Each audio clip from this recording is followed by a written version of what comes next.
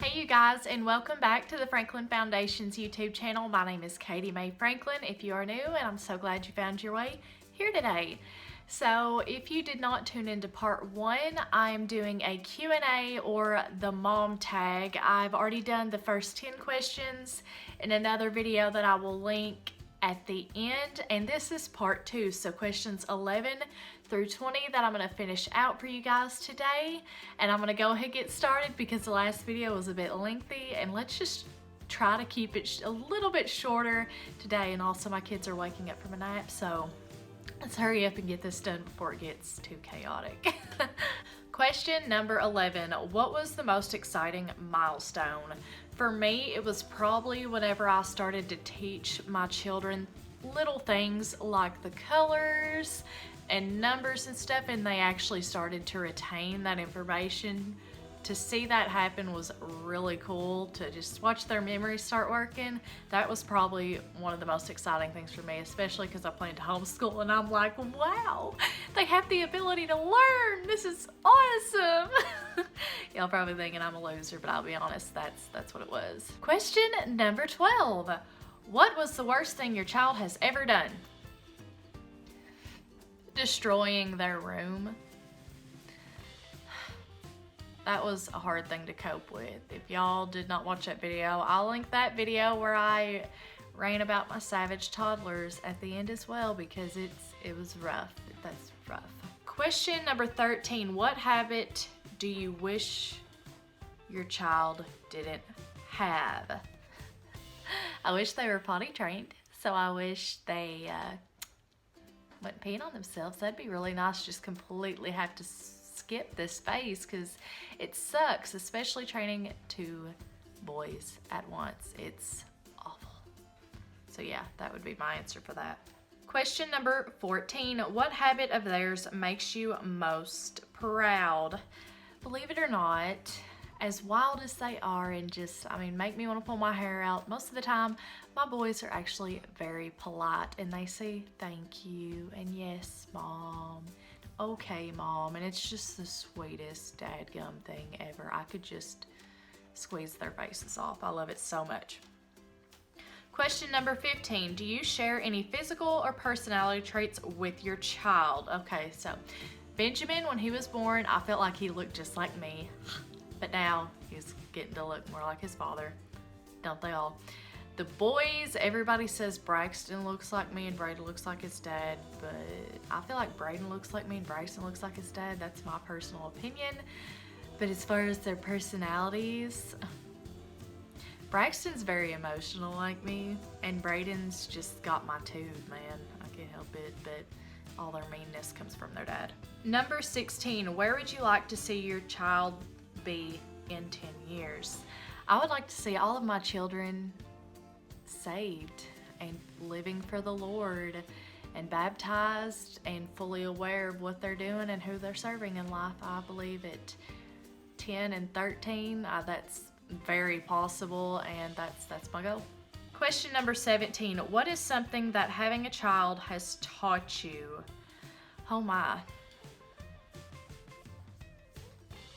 It has taught me what I'm capable of, because raising kids are really hard. Having kids, it's painful, but that's the easy part. Raising kids is hard.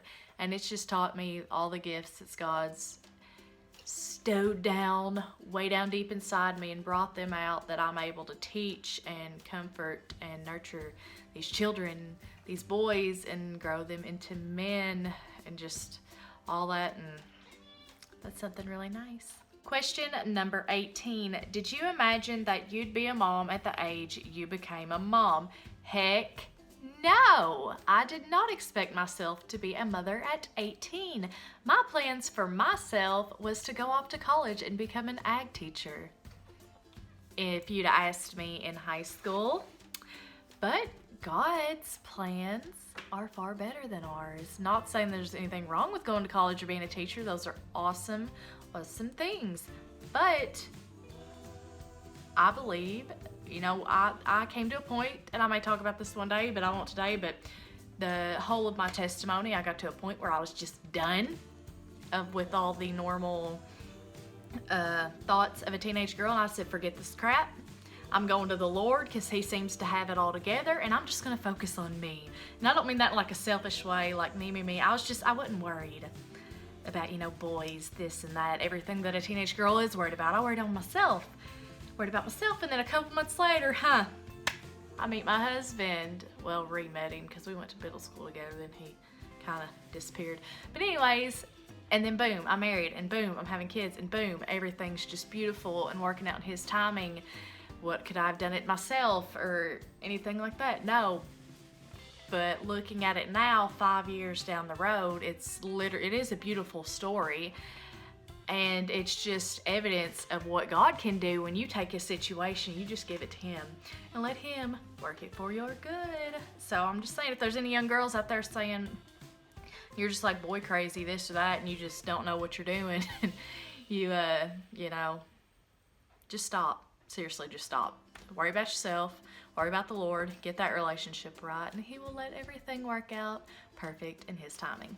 Question number 19, describe your child in a single sentence. Oh Lord. Okay, Braxton. This is gonna be harder than I thought. Describe Braxton in a single sentence. Braxton's just my sweet, tender, loving little boy. Brayden is my wildcat, my little sassy pants. These are not very good sentences, sorry y'all, but they're descriptions.